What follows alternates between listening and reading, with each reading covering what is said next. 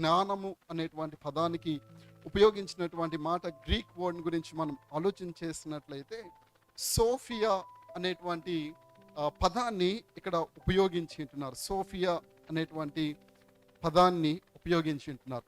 సాధారణంగా మనము ఆలోచన చేసేటువంటి జ్ఞానాన్ని గురించి ఈ సోఫియా అనేటువంటి మాట మాట్లాడట్లేదు. కానీ సోఫియా అనేటువంటి పదానికి, ఆ మాటకు ఉన్నటువంటి అర్థము ఏంటి అంటే, దేవుని యొక్క దృష్టి కోణములో we have to see our trials and temptations. దేవుని యొక్క దృష్టి కోణము నుండి ప్రతి విషయాన్ని మనం చూడాలి.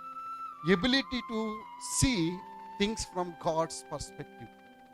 దేవుని యొక్క దృష్టి కోణంలో, దేవుని యొక్క ఆలోచనలు, దేవుని యొక్క ఉద్దేశంలో ఈ కార్యం ఎందుకు జరుగుతుంది, లేదంటే నేను ఈ పరిస్థితి గుండా ఎందుకు వెళుతుంటున్నాను. ఈ యొక్క సోఫియా, ఈ యొక్క జ్ఞానం మనలను ఏం చేస్తుంటుంది అంటే, దేవుని క్రియలను మనలో జరిగించినట్లుగా కార్యము జరిగిస్తుందండి. That is what James is talking about. యాకోబు ఆ ఉద్దేశంతో ఏం చేస్తున్నాడంటే, ఇక్కడ మీలో ఎవనికైనను జ్ఞానము కొదువుగా ఉన్న ఎడల అతడు ఏం చేయవలను, దేవునిని అడగవలెను.